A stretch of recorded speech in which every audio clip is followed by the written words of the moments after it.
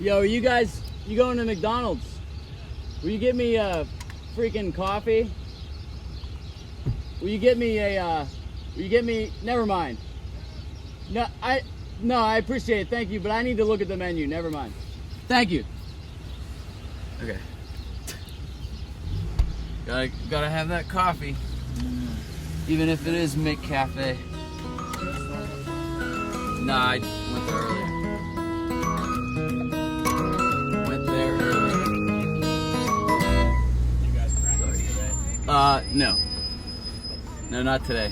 We kind of have like there's like a weird thing, like, you know, like I don't know if it's superstition at this point or if it's like real, but I don't know. It kind of seems like the day of a show, if you practice, like it's just kind of like bad news. You know what I mean? It just doesn't, like, something has always happened to where, yeah, I could attribute it to the fact that we practiced that day. Like, for example, like if someone's out of town, you know what I mean, up until a show, like I've been in that situation before, like say Johnny's out of town, you know, doing a show with his dad or whatever, and like we need to cram for practice, like day of show, you know, for whatever reason something happens at the show, we don't play very well, and which is unexpected because, you know, you think like, you know, you practiced, I mean, you should sound good, you know, you should be able to play your best, but, you know, so like I said, I don't know if it's superstition or if it's like real, but we just stay away from that, you know. With all the shows that you guys have been playing out of town and outside of Pittsburgh, where there's been a lot of you guys, you know, the approach to the live show has been very much about winning people over. Yeah. How does it feel to be playing in your hometown where there's a lot of people that you already know and, you know, a really big show? Yeah. For me, it's just playing with one of my favorite bands tonight. Tonight's just about that, just about having fun. You know, rarely, you know, do you get to play a show that's with a, you know what I mean, with one of your favorite bands. I mean, like, you know, so that's, like I said, that's what it's all about for me tonight, you know. How long have you known Bayside now? Oh, man. I don't know, like,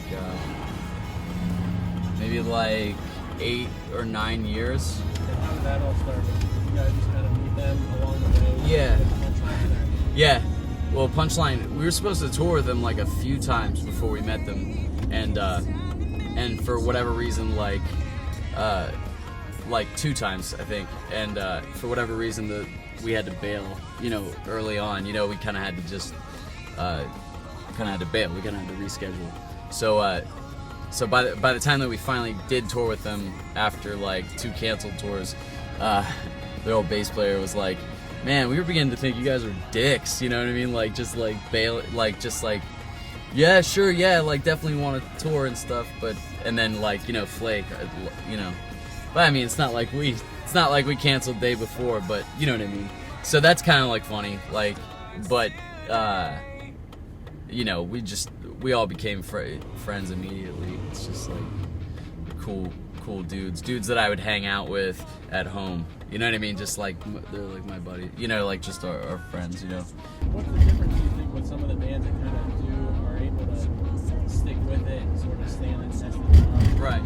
That's the key. That's the ultimate, like, that's how I would measure success in a band that I'm in. You know what I mean? The fact that, like, if the band grows and grows and, you know, it gets that, like, cult following, like Bayside, like Weezer, you know, like, you know, we could name 10 more bands, you know what I mean? Like, that is what we strive for. That's what I strive for. And,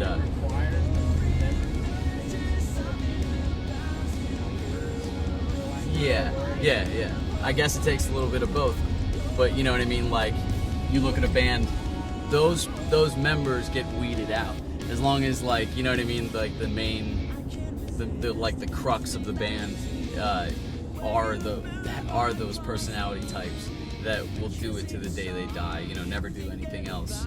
You know, it takes that too. It takes like that you know, that carefree, ultimately determined, you know, outlook and personality and work ethic.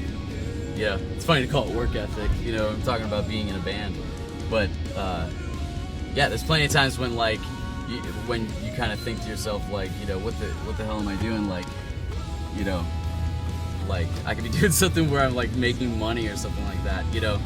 But bottom line is that like, you know, it's not, that wouldn't make me happy doing anything else. So the fact of it is that we're not like a gimmick band or anything like that has something to, you know what I'm saying, like to put out there and ride as a gimmick. You know what I mean?